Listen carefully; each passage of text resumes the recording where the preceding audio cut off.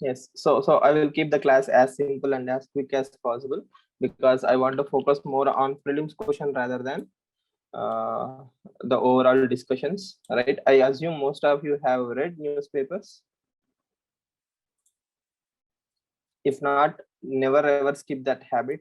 There is again rumor that exam might postpone. There are a lot many idiotic things that you will be hearing. So considering all these things, so please don't skip reading newspapers. Now coming to prelims questions from the front page article, liquid oxygen is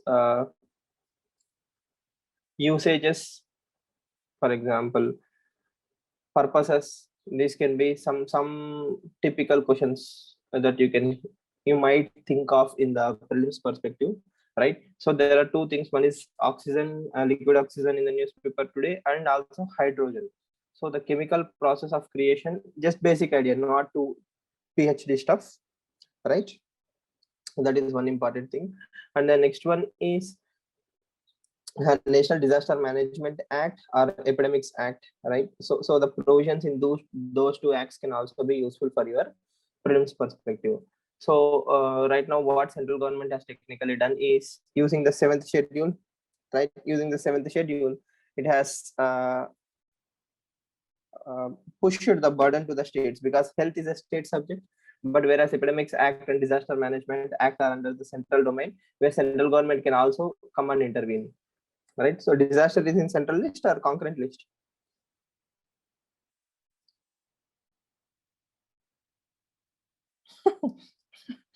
Oh my god. Okay, sorry. Yeah.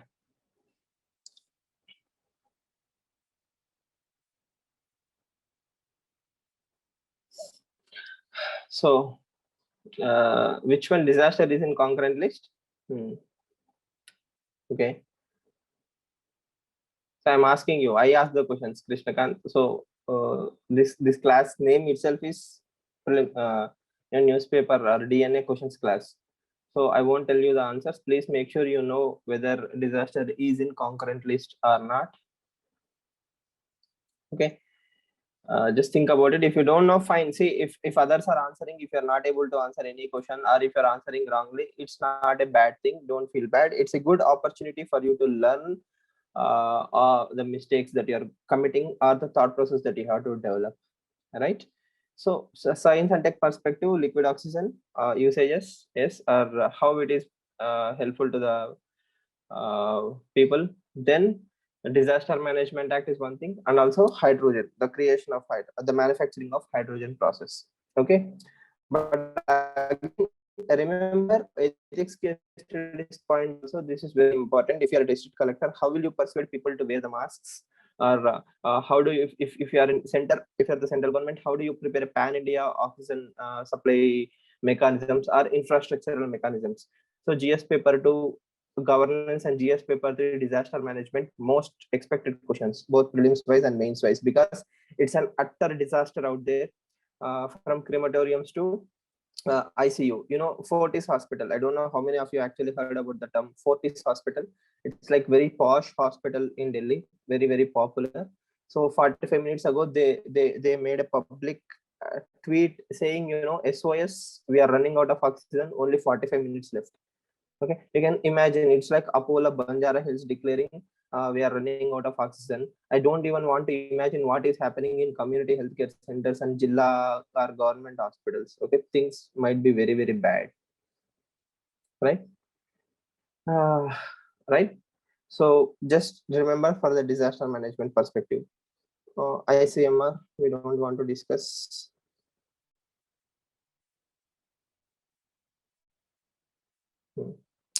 Chola period. I don't know whether this article is in Hyderabad edition or not. Archaeological department makes encouraging findings near Gangaikonda, Cholapuram. So they found certain coins, right? So those coins are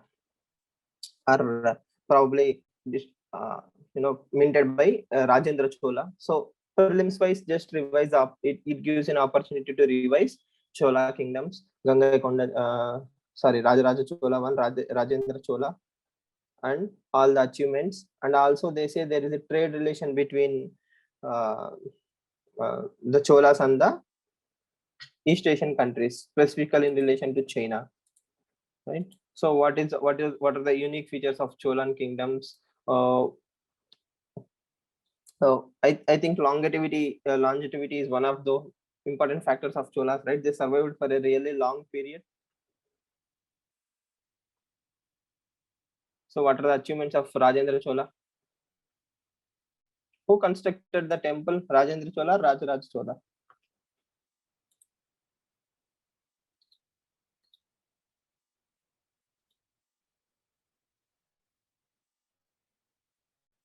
Rajaraja Chola. By the way, which temple? I said some temple. I don't even know which temple.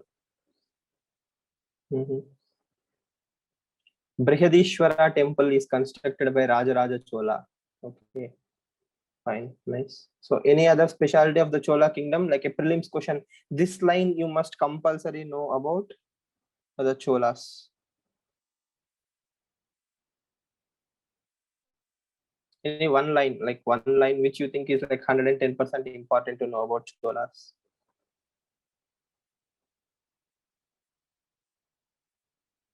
Naval prowess, okay. Bronze coins, okay. Chola Lake in Bay of Bengal. So Cholas are naval kings. Had a good amount of naval power. That is what Manogna is saying. Vaishnavi is saying bronze coins. Sumant is saying Chola Lake in Bay of Bengal. Okay, fine. The rest of you, if you don't know, it's totally no issues. They were the first to have colonies in the east. So we can link Cholas way back to the soft power, diaspora. Major temple construction and patronage happened under the Cholas. Okay.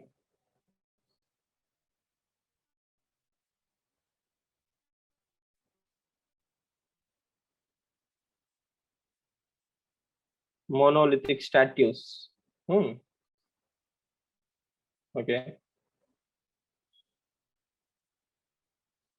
fine. Right. So we will move on.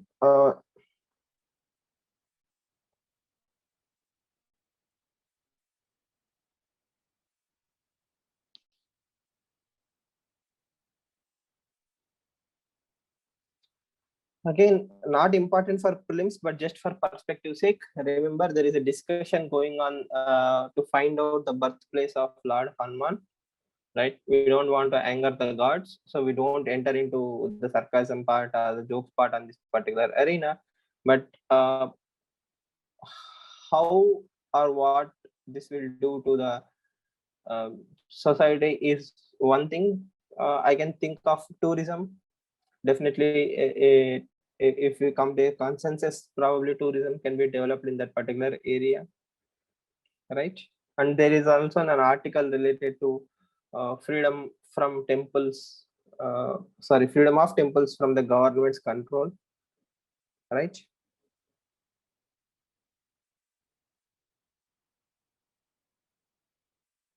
Right. The last word on the state of temples. This article is by Mr. Sukrit Parthasarathi. So recently we have seen repeatedly the discussion about the government's control on temple, right? And Hindu Religious and Charitable Endowments Act. Yes. So now the IT cell is complete. Vallabh. Yes, you might be feeling very happy. Okay, so fine. So where were we? We were discussing about the Hindu Religion and Charitable Endowments Act, right? So per se, technically, no need to know the technical details of this particular act. So basically, there is a movement that is happening right now in India, which believes that temples are under the government control, and that is not fair because of other religious doctrines, or sorry, other religious uh, places of worship are not totally under the state's control, so why should we allow it? So that is one line of thought. The other one is free it and give it back to the same communities. So uh, the prelims question, if any, that comes from this particular aspect of Article 25 and Article 26. We say India is a secular country, right to religious freedom. Then how come states control the religious places of worship? Okay, so that is antithesis to freedom of worship, right? Article 25 and 26, right to religion.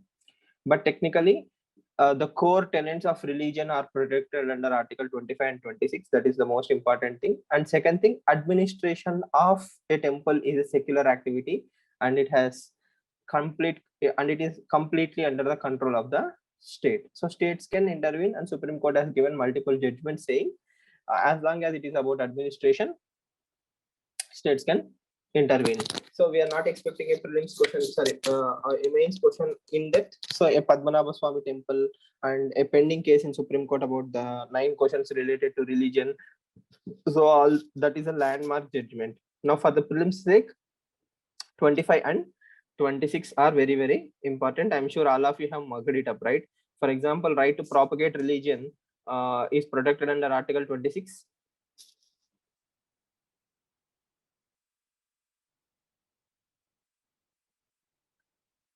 I can propagate my religion.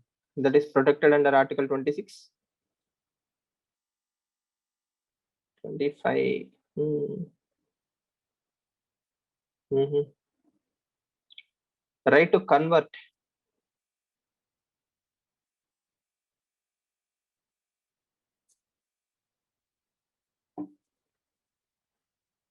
Right to convert is protected under freedom of religion.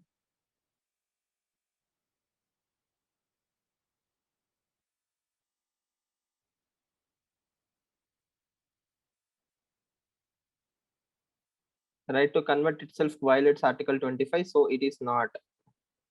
Okay. So now caveat, like for example, peaceful convert and forceful converts. Which one is prohibited? Peaceful conversions are accepted under Article 25. Mm-hmm.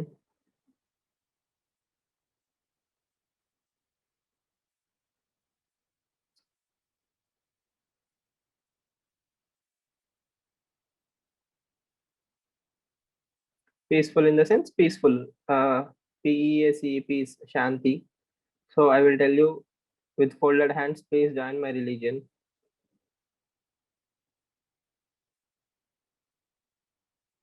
Conversion is the result of propagation. Okay, so propagation is protected, but conversion is not protected.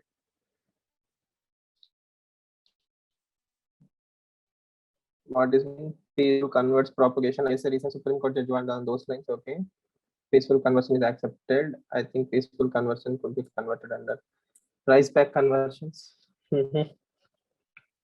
So that is obviously coercive, right? So all coercive are not protected under Article 25.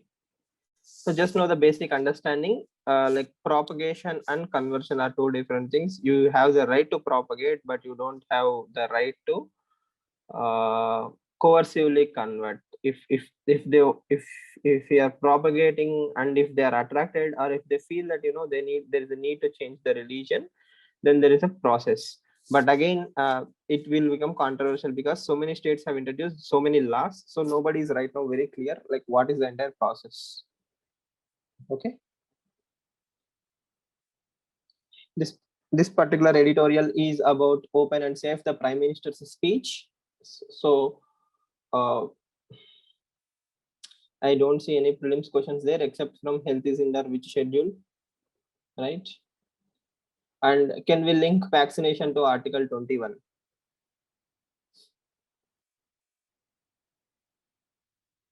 Right to vaccination under Article 21.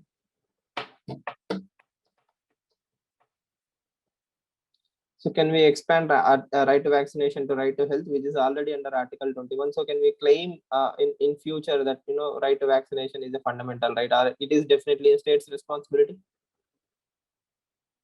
In this case, right to life is equal to right to vaccination. So technically, Article 21 can be imposed. But we have to wait and see. But again, what we assume is not immediate, right? The Supreme Court has to assume the same and it has to give a judgment. But if a question comes in those lines, definitely we can think of certainly not all vaccines, but more or less some vaccines, because there's a polio vaccine. Polio vaccine cripples you for the rest of your life. Article 25, right to life with dignity, right? So why not other vaccines? So because of the shortage, we are introducing the monetary term, but in the long run, probably COVID vaccine can also be given freely for everyone who is looking for one, right? And it's my choice to get what vaccine. Okay. Next, strengthening the process of choosing police chief. And is under which schedule?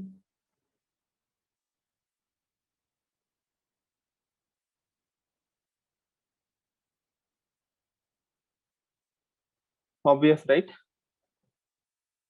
Concurrent list. Law and order is state list. Hmm. Okay. Okay.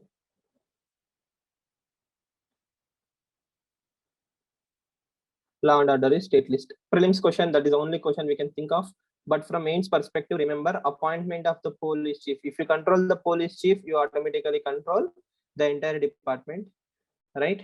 Yes, with exception of Delhi, which is comes under Delhi Special Police Establishment Act. So that is one fine point. Even in the recent amendment bill that was done to the Lieutenant Governor, right? So the three things are not there under the Delhi's control. But again, Delhi is always a special exception. But majoritarily, yes, we can understand that law and order is a state subject. Police come under the state, and appointment of the chief of the police is the crux of this particular editorial. So it's a very well argued article. So if I were you, I will cut it and save it for GS paper 2. At the time of mains, I will just glance through it, right? The most important thing being National Police Commission's report or recommendations, followed it by Prakash Singh judgment, Prakash Singh versus Union of India case 2006. Now, a committee or a group of members or board has to decide on the appointment of the state of chief of police. So that is what is important, right? But for prelims perspective, also remember what is commissionerate system. What is commissionerate system and what are the features of commissionerate system? Which state recently introduced the commissionerate?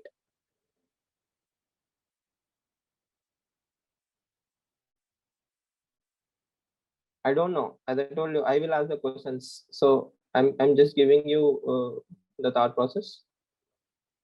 What is commissionerate system? How is it different from the traditional systems? Which Indian state has recently introduced the commissionerate system? That is the question worth pondering for both GS paper 2 and mains. Okay. Sorry, GS paper 2 and paper 3 security wise also. Now, there is one more ethical line here which says, how is the integrity of a candidate measured during appraisals? So if I'm taking the interview of a particular shortlisted people, how can I know whether that person is having integrity or not to be appointed as the chief of police? So recently we have learned ethics, right? Morality, integrity. What is integrity? Honesty. So is there any objective way to measure the integrity of a person?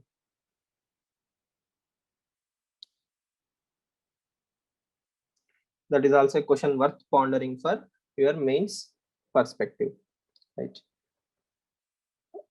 This article is useful for your essay, society point of view, and ethics point of view also. So if you remember the determinants of ethics, law and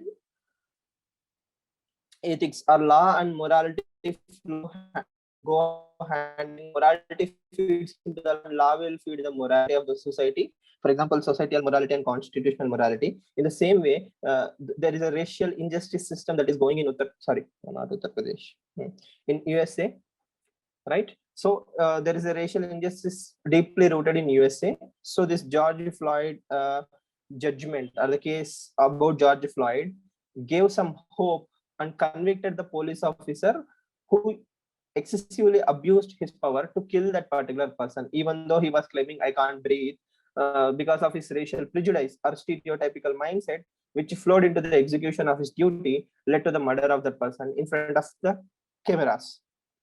Right. So now when this particular judgment is coming, it is flowing into the society. That means a morality is flowing from the law to the society, that you can be a white officer, you can have all the power in the world, but you cannot have stereotypical mindset. So there is a change in the mindset. Young generation of Americans who are going to grow up in USA are going to learn that, that is not the right thing. And if you see the jury also, jury consisted both of white people and the blacks, right? So they come to a consensus. So that's also one nice lesson for the society. Here the most important thing is how system is helping to reinforce the moral values in a society which lost its morals.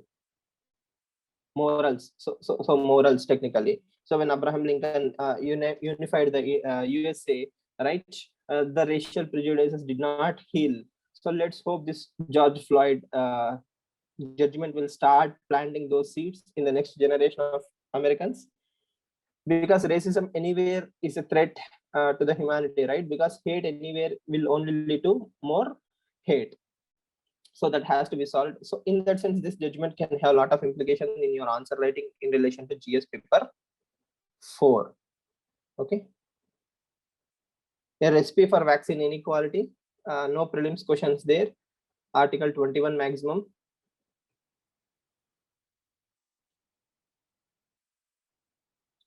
Data and new global order.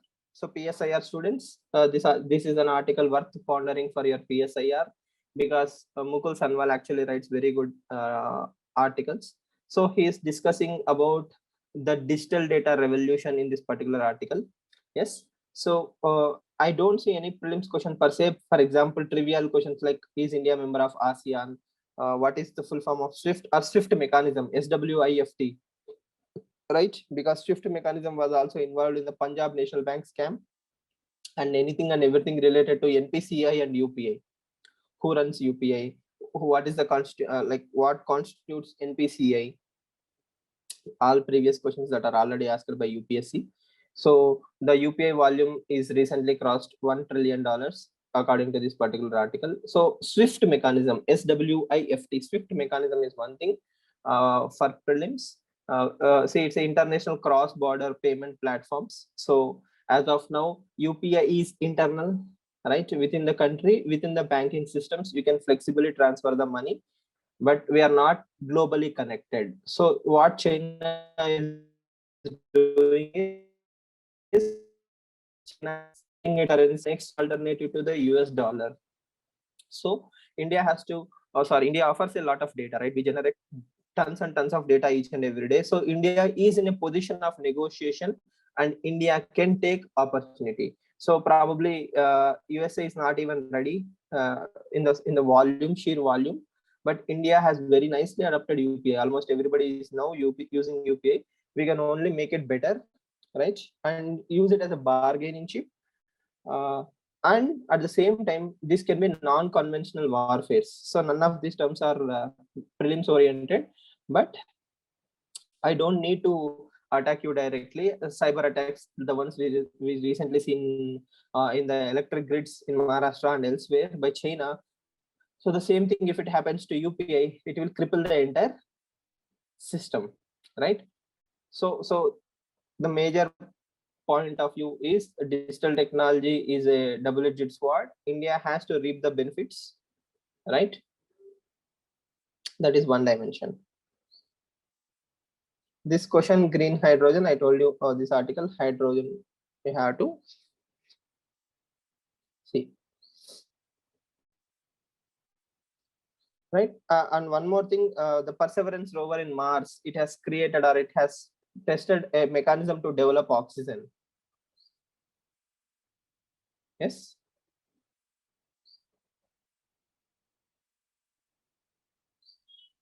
So that's a huge achievement for India.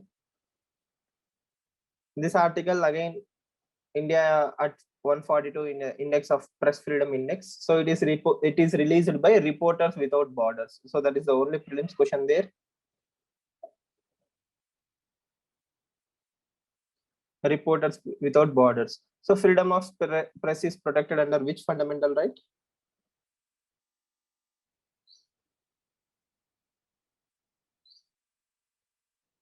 Article 19(1).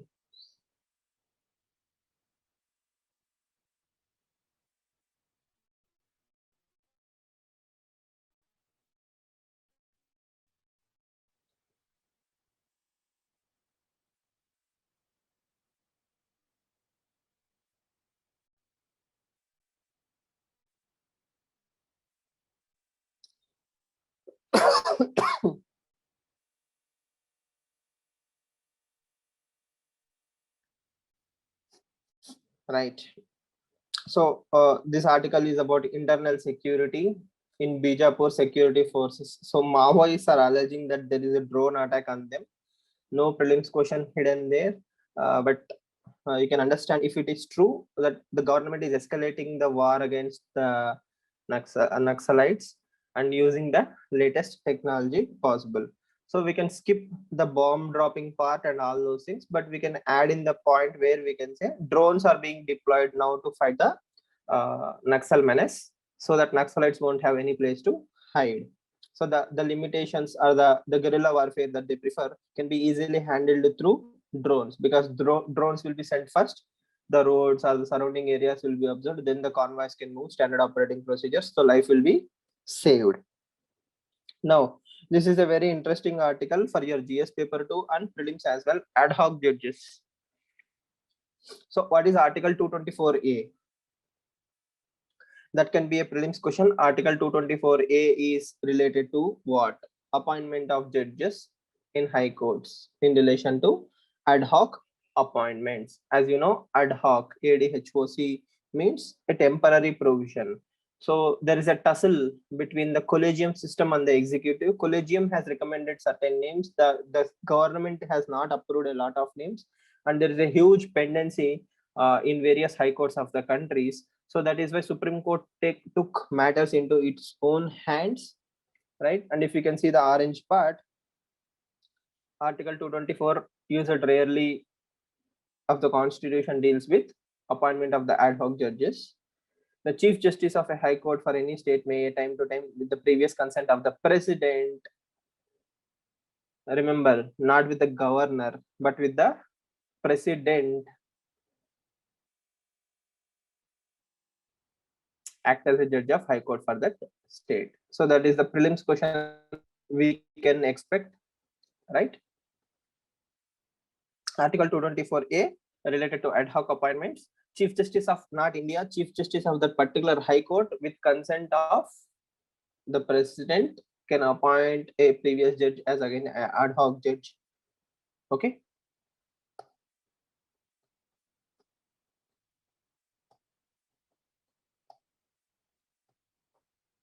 And also you can see the last line where it says tenure, salary, perks, and other roles are again decided by the judiciary itself. So this is, violation of separation of powers in every sense of the term, but still we'll stick with it. So very expected question, or a mains fodder point. You can definitely write a mains fodder point from this particular thing, saying Article 224A has been recently evoked by the Chief Justice. Clear?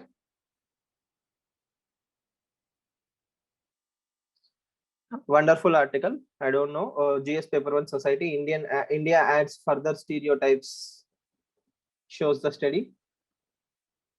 No per se prelims articles, prelims data, but lot of insights. Like we prefer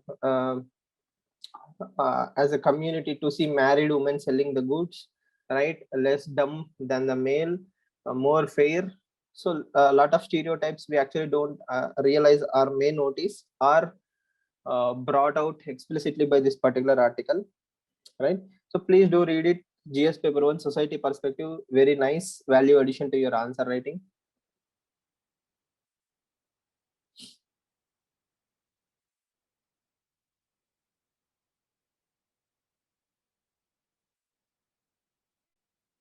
That's it, folks.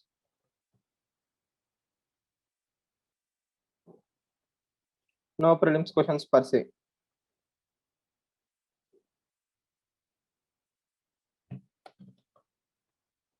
Any questions?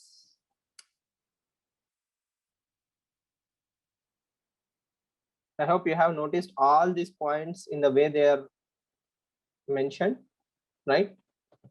So on your own. So if you are doing that, that's fantastic. If you have missed a point or two, it's totally fine. If you don't know a lot of questions, it's still fine. You can learn a lot from the static part.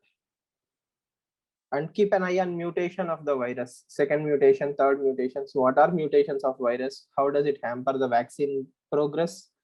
Right? What should be done?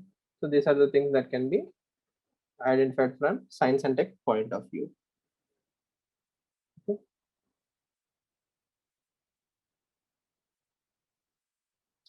So if you don't have any questions, please find out the answers to all the questions we have discussed. Right, especially read the freedom article 25 and 26 part in your Lakshmikant today itself, so that it will be fresh in your memory. Okay.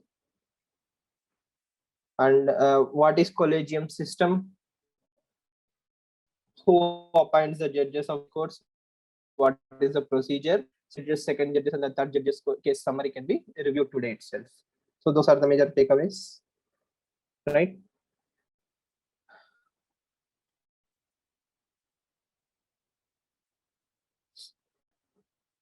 Yes. See you all tomorrow then. 6 p.m. every day. I don't have to share the link. Same link will work. 6 p.m. is for DNA. 10 a.m. is for ethics. So if you're interested in ethics, you can come there, or else directly come to the evening class. Yes, Vallabh, you have a doubt. What he meant by conventional deterrence capabilities, nuclear weapons, S-400 missile systems, and all these things. So when I have S-400, a hacker, see, if I have a S-400 missile or a nuclear weapon, a Chinese soldier will be very worried to come to my country, right? He knows I have Rafale, I have Nag, you have Agni, S-400, I have conventional deterrent capabilities. But a hacker need not worry about all these things, right? Yesterday itself, I saw a wonderful video about North Korean hackers. North Korea is generating a new generation of hackers, though it doesn't have any huge capabilities. It is developing hackers who can enter into other areas, right? So that is conventional deterrence capabilities. I'm not afraid of your nuclear weapons. I'm not afraid of your guns, legal systems. I can be anonymous. I can be state sponsored. I can be hiding anywhere in the planet, and I can still hurt you. All I need to do is cripple your economy by hacking UPI or GST. Sir, can we say cold start doctrine also as conventional only? Cold start doctrine is also conventional. Technically, it is still considered as convention in relation to this particular article, right? Because at the end of the day, you'll still send the army very rapidly, right? So lessons learned from the Kargil has to be remembered by us. Yes. So yeah, all the deterrents we can think of till date are conventional deterrents. See, again, nobody is going to a war when there is a cyber attack, right? We don't even know whether there is a conclusive proof that China is actually done that. Yes. So that is why there is a trade war between US and China, because it's no longer conventional. It's about IPRs, it's about hacking, it's about company secrets, it's about honeypots. Trade wars and stopping supply of strategic goods is conventional. Definitely, you can say that. For example, rare earth metals. If you see the iPad launch yesterday, they announced it's a one important thing. They are recycling all the rare earth metals and using them in the iPad manufacturing. So they are realizing slowly American companies are understanding we cannot be heavily dependent on China for rare earth metals. So India also has to go in the same lines, right? So that can be a non-conventional deterrence capability. It's like trade war, right? Yes. Anything related to army, guns, weapons, missiles, tanks, and all this blah blah is conventional. Cyber war, cyber attacks, hacking, satellites, cryptocurrency, and all such things can be converted as non-conventional things. So how do we prepare ourselves for the non-conventional deterrence things? By strengthening our cyber security very nicely. FDI is economic wars. It can be concluded under trade wars, and trade wars are as old as the history itself. Defense modernization is still conventional only, but updating it to the hack-proof capabilities probably can be both conventional and non-conventional, what we call as hybrid warfare. So defense modernization in the context of hybrid warfare can be a good thing.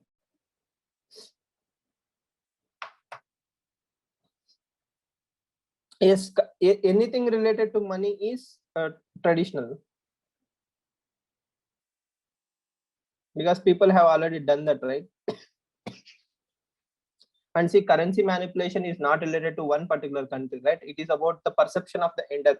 If China is manipulating its currency, it is affecting the global trade. So India is not the only country which is being affected.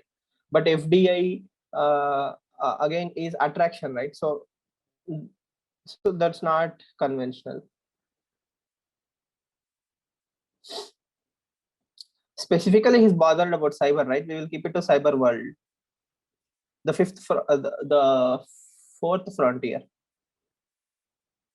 Counterfeit money is very conventional. It's one of the oldest trick in the book, right? Send fake money. Even Pakistan has done that. So we don't give credit to that. If Pakistan can do that, then yeah.